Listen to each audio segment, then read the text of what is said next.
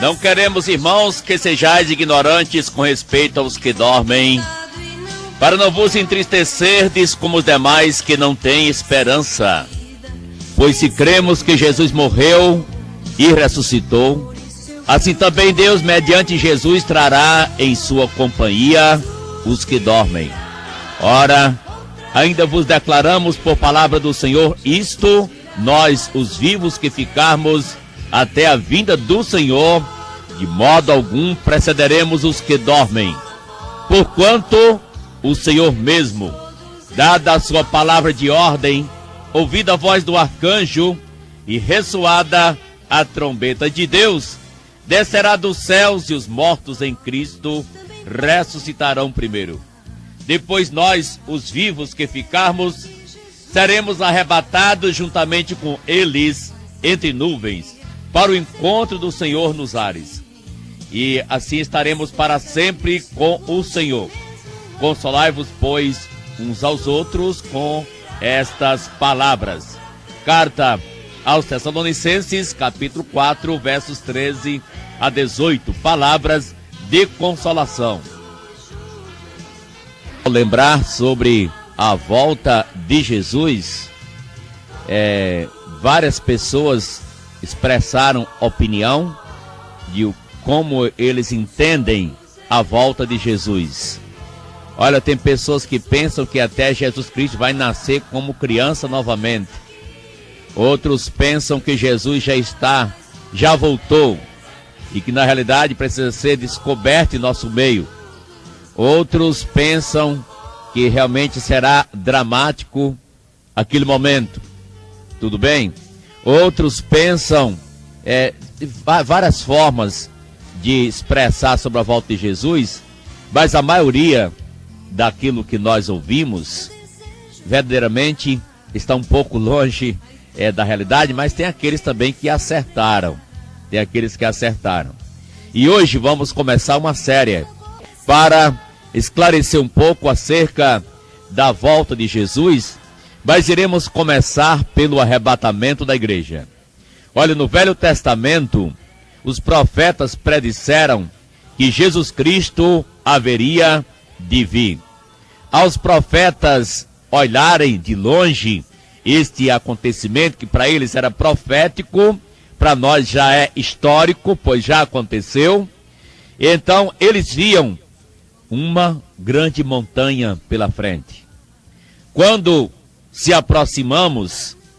nos aproximamos desta montanha, se descobre, na realidade, uma cordilheira de montanhas.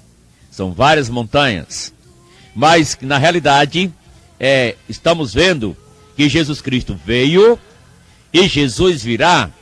Contudo, os profetas velho-testamentários apenas viam uma vinda. Mas ao se aproximar, se vê que ele veio e ele voltará. E também podemos detalhar mais que na sua volta ao mundo, ela será precedida pelo chamado arrebatamento da igreja. O arrebatamento. Nós iremos então, durante esses dias, discorrer um pouco sobre as seguintes questões. A que tanto as pessoas recorrem em busca do futuro, a fim de decifrar o sentido da vida. É possível se entender tudo sobre o futuro através da Bíblia? Por que estudar sobre o futuro? Qual a importância de se estudar a Bíblia no contexto dispensacional ou da distinção de época? E o que é essa chamada dispensação? Onde estão hoje aqueles que já partiram para a eternidade? Quais são alguns exemplos de vida após a morte na própria Bíblia? E o que significa o arrebatamento, que é o que iremos tratar hoje? Qual era a expectativa da igreja primitiva? E por que o arrebatamento é então um mistério? Qual era o alvo do apóstolo Paulo para com a igreja de Corinto, que expressa seu alvo também para com as igrejas nas quais ele trabalhou? Quais são alguns exemplos do arrebatamento ou figuras do arrebatamento na Bíblia? quais são alguns dos principais pontos de vista com relação ao milênio, à grande tribulação e o arrebatamento. O que é que realmente crê o pré-tribulacionismo? Vamos tentar discorrer essas coisas durante nossos programas e hoje começando sobre o arrebatamento da igreja.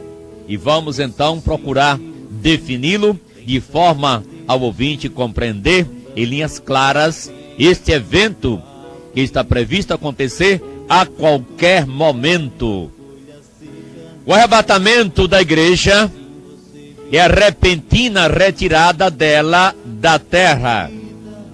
O arrebatamento é o trasladar dos crentes vivos sem que passem pela morte física, num abrir e fechar de olhos. Olha, então, a esperança, você, ouvinte que está doente, quem sabe até desenganado pelos médicos, saiba que se Jesus Cristo voltar hoje, você não irá enfrentar a morte. A pessoa que é salva, que está em Cristo, aquele que está cobertado com o sangue da cruz, se Cristo voltar logo antes de que ele morra, ele será levado vivo, ou seja, será transformado num abrir e fechar de olhos, conforme veremos nos textos que apresentaremos posteriormente. O arrebatamento será o momento quando todos os crentes serão transformados e levados gloriosamente num abrir e fechar de olhos. É o ajuntamento de todos os verdadeiros salvos e será o tempo quando todos estarão juntos pela primeira vez. Haverá um momento que as igrejas estarão todas juntas. Então, a igreja que é o corpo de Cristo vai estar reunida pela primeira vez em toda a sua história. A igreja teve o seu início no dia de Pentecostes e ela irá até o dia do arrebatamento. É um parêntese que está aberto e que será fechado no dia do arrebatamento, e Deus voltará a tratar com o povo judeu, com a nação de Israel, cujos sinais já se evidenciam pelo retorno desse povo à sua terra natal, de forma que as coisas estão se encaixando para aquele momento e não há nada mais a esperar, pois a primeira coisa no calendário profético é a vinda de Jesus Cristo para levar a sua igreja. O arrebatamento da igreja marcará o fim da presente dispensação, ou seja, do tempo, do período da igreja.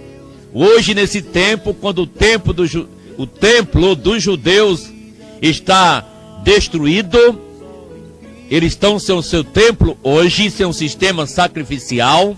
A nação já há mais de 2000 anos, 2000 e alguns anos, estão fora do templo e do sistema sacrificial. Mas nesse período de tempo, Deus está erguendo um outro templo, aquele do qual ele falou: sobre esta pedra eu edificarei a minha igreja. Paulo disse que Jesus Cristo é o fundamento sobre o qual a igreja está edificada, e nesse tempo Deus está trabalhando, edificando a sua igreja, que é composta de pedras vivas, uma casa espiritual. Mas um dia Deus voltará a tratar com o seu povo de Israel e permitirá a construção do templo. O arrebatamento da igreja é então desta forma um mistério. Um mistério que foi revelado aos crentes e que deve ser entendido por eles. Paulo disse: eis que vos digo um mistério. Nem todos dormiremos, mas transformados seremos todos, num momento, num abrir e fechar de olhos, ao ressoar da última trombeta. a trombeta soará, os mortos ressuscitarão, incorruptíveis, e nós seremos transformados.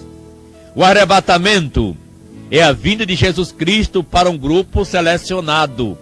Quando Jesus Cristo subiu para os céus, ele foi do Monte das Oliveiras, foi subindo até desaparecer numa nuvem aos olhos dos discípulos. As pessoas que contemplavam era um grupo selecionado que estava com Jesus no momento em que ele subiu. Da mesma forma, será o arrebatamento da igreja, de uma forma direcionada e que será contemplada por aqueles que estão a aguardar esse momento. Chegará o dia quando ele virá sobre as nuvens com poder e grande glória, e que todo olho o verá. Mas do arrebatamento, ele aparecerá apenas para os que o aguardam para a salvação. Está em Hebreus capítulo 9, verso 28. O arrebatamento é interferência rápida, arrancar com violência, agarrar em movimento rápido e repentino. É a palavra que é apresentada na carta que lemos, 4:17 de Tessalonicenses. O arrebatamento, então, é o cumprimento das profecias bíblicas. Nós queremos, então, deixar isso claro aos nossos ouvintes, e seria bom perguntar desde agora: você está preparado para o arrebatamento da igreja? Você está pronto para aquele momento? E se Jesus Cristo voltasse hoje, o que seria de você? Gostaríamos então de discorrer um pouco sobre o que falamos do arrebatamento, mostrando que ele é um mistério. Um mistério é algo que está escondido. Mistério é algo que foi revelado. Um mistério é algo que não tinha sido conhecido ainda, mas que agora foi revelado.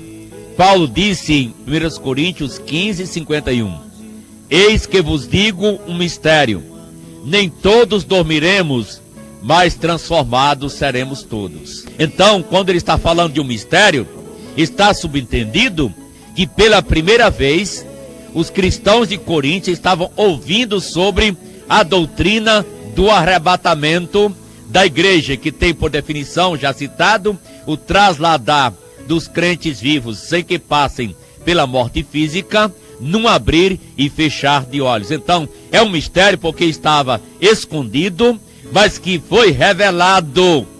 Jesus Cristo havia falado, sim, aos discípulos sobre o arrebatamento, mas eles não entenderam. Ele diz: vocês não podem entender agora, virá o momento em que vos verei e vocês entenderão. Eu enviarei o Espírito Santo, o qual vos anunciará toda a verdade e dirá as coisas que hão de vir. Agora, pelo Espírito Santo, Paulo estava revelando aos cristãos de Corinto sobre esta doutrina do arrebatamento da igreja. O arrebatamento é um mistério, em segundo lugar, não somente porque estava escondido, mas que agora foi revelado, mas é um mistério porque não se sabe o dia nem a hora em que ele vai acontecer. Não se sabe nem o dia nem a hora. Então Jesus disse que a respeito daquele dia, ninguém sabe, nem os anjos, mas somente o Pai. Então, está em Mateus capítulo número 24, versos 35 e 36. É um mistério. E também ninguém sabe o dia da hora. Então, é iminente. Iminente, o que é uma coisa iminente? Iminente é algo que está para acontecer a qualquer momento, mas não é necessário que seja agora, mas que pode ser agora. Por isso é iminente. Não estou falando de eminente, e sim de iminente. Pode acontecer a qualquer momento. E um terceiro caso, o arrebatamento é um mistério, porque o mistério sempre é uma coisa que está sendo revelada, mas que ao mesmo tempo é mais do que se sabe sobre ele. Nós podemos exemplificar em livro de Reis, 1 Reis, capítulo 10, quando Salomão estava no auge do seu reino, a rainha de Sabá veio visitar o reino de Salomão, porque ouviu de sua fama, ouviu de toda a sua riqueza, da sua sabedoria, e ela veio constatar em linhas claras, queria ser uma testemunha ocular destes fatos. Depois de ver a riqueza de Salomão, todo o ouro, depois de ver toda a organização do seu reino, depois dela presenciar o bom estado, o andamento de todo o seu pessoal, depois dela trazer tantas perguntas e não ter nada dificilmente para o rei responder, mas que na íntegra ele respondeu a todas. Então ela disse: olha, não me contaram a metade do que é o seu reino. Ela ficou pasmada perante a sabedoria de Salomão, perante sua glória e sua riqueza. Gente, você está ouvindo ou tem ouvido e ouvirá ainda sobre o arrebatamento. Mas quando for aquele dia, será algo fantástico, glorioso, que só será entendido melhor por experiência pessoal daqueles que forem arrancados da terra, da esfera terrestre, e subirão vencendo as próprias leis da gravidade pelas quais foram presos durante toda a sua existência, de forma a Paulo dizer que o sofrimento do tempo presente não se pode comparar com a glória futura a ser revelada em nós. Nem olho viu, nem ouvido ouviu o que Deus tem preparado para aqueles que o amam. É algo glorioso, prezados ouvintes. Ainda mais é um mistério porque está relacionado com a igreja. Paulo disse em Efésios 5,32: grande é este mistério. Me refiro, entretanto, a Cristo e à igreja. Efésios 5,32. A igreja de Jesus Cristo é gloriosa. A igreja é algo assim que os próprios anjos anelam perscrutar e entender. É algo que surgiu no Novo Testamento. Você não vê igreja no Antigo Testamento. A igreja de Jesus nasceu com ele e os apóstolos, foi profetizada e ela foi inaugurada no dia de Pentecostes, e ela vai terminar no dia do arrebatamento, quando os crentes serão levados. O arrebatamento é um mistério porque só poderá acontecer quando completar o número daqueles que hão de subir com o Senhor. Está falando sobre o que Paulo disse em Romanos 11:25, que trata aí que vai acontecer a plenitude dos gentios. Veio o endurecimento em parte a Israel, até que haja entrado a plenitude dos gentios. Em parte porque próprio Paulo era um judeu, mas era um judeu salvo, parte da igreja. E outros judeus também se converteram. Mas como nação, a nação rejeitou, endureceu o coração e vai continuar até que haja entrado a plenitude dos gentios. Nesse tempo, alguns judeus se converterão, é claro, mas Deus voltará a tratar com os judeus quando completar a plenitude dos gentios, e a igreja será levada repentinamente no abrir e fechar de olhos. Pedro então falou que deve se apressar esse dia, esse momento. Está em 2 Pedro 3, 11 e 12. E Lucas 13, 25, Jesus disse que alguns vão procurar entrar, mas não podem por essa porta. Então, prezado ouvinte, queres fazer parte da igreja do Senhor Jesus Cristo? Venha enquanto é tempo. Não seja um retardatário, não seja um procrastinador, não seja um que deixa para depois, que adia e deixa as coisas de Deus para o último momento, que pode não haver mais tempo para você. prezados ouvintes, nosso programa está focalizando a vinda de Jesus no que se refere ao arrebatamento da igreja. Ele está exemplificado em várias linhas no Velho Testamento. Por exemplo, nós encontramos antes do dilúvio uma figura bonita do arrebatamento. Olha, Enoque foi trasladado para não ver a morte. Enoque está uma figura do arrebatamento. Enoque foi levado por Deus para não ver a morte. Elias foi levado numa carruagem de fogo. Está em 2 Reis, capítulo número 2. Ele foi levado ao céu numa carruagem de fogo. Olha como foi glorioso aquele momento. E note que quando Elias subiu, os discípulos dos profetas, os seminaristas, quiseram encontrar Elias.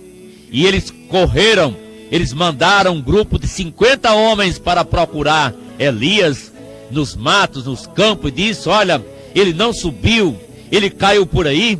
Mas Eliseu disse: não mande, não vá, porque o Senhor o levou.